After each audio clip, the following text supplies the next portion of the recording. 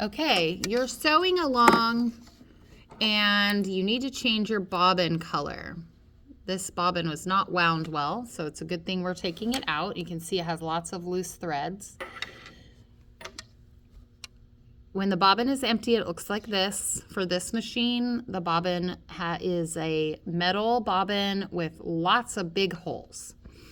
And then I'm going to cut my thread up at the top. We talked about that on the threading the machine video, but you don't want to pull it through the tension discs from the top. They're one way. They're meant to come down towards your project, not to come up through the tension discs.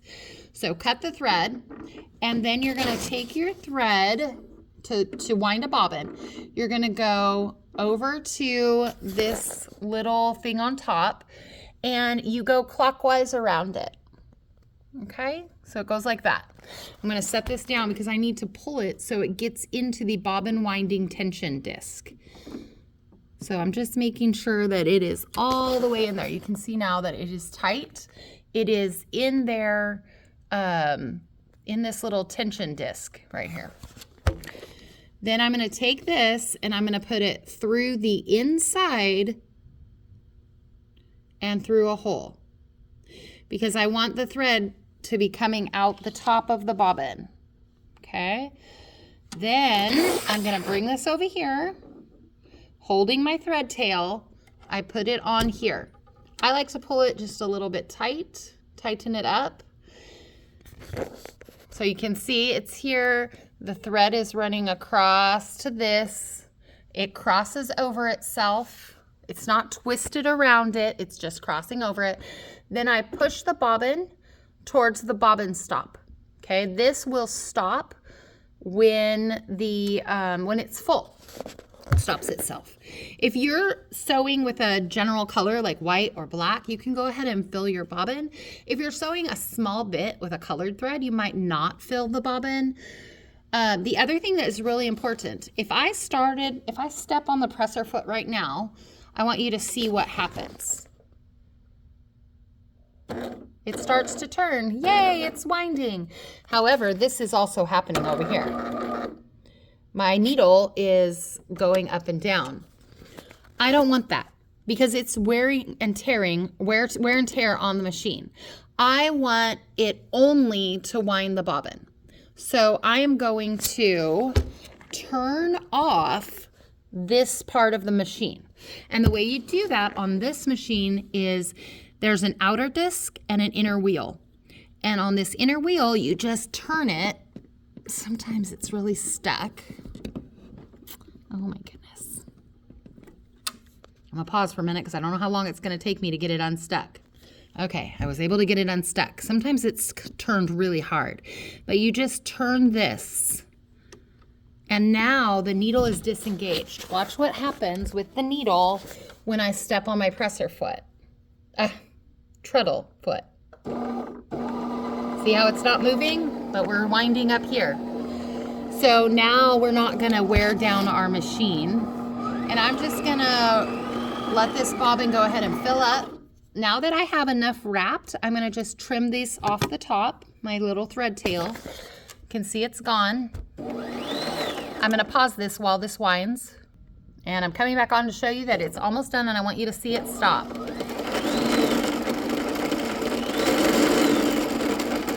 See how it's starting to bump up onto that and it's slowing down and it'll eventually stop. But it's full enough. I'm happy with that. Let me make it back to 0.6. I'm gonna just pop this off. Oh, that's no good. It looks like the bobbin tension needs to be adjusted. It has a cutter. This machine has a cutter right here.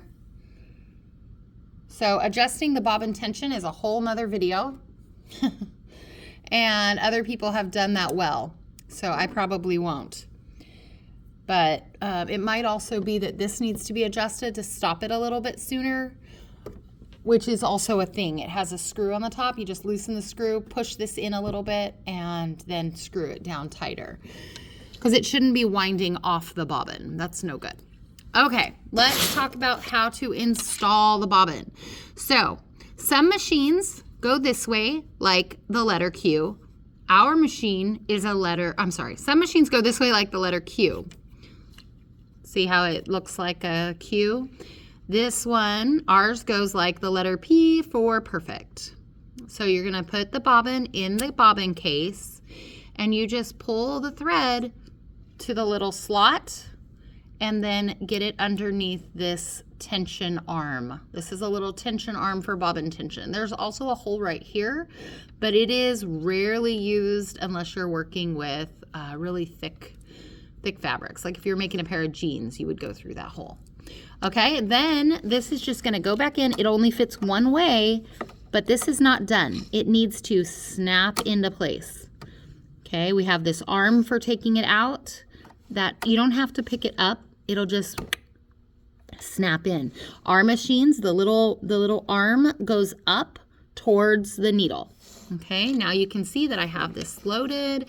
Some people like to re-thread their machines with the door open. That's what I usually do. You can also put it right here in the little finger pull and you can see it's still there and then it's closed and you're not going to damage anything.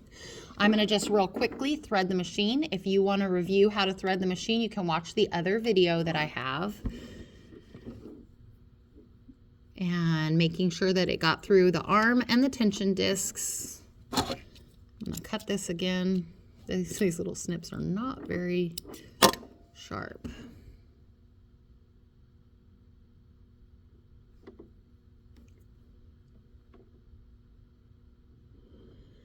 Okay, so there we go. It's threaded, and now one thing I need to do over here is re-tighten this. Okay, I just did it until it's tight, and it re-engages the needle, and I'm ready to roll it forward towards me to pick up that thread from the bobbin. I have them both, cut them off. I am ready to sew.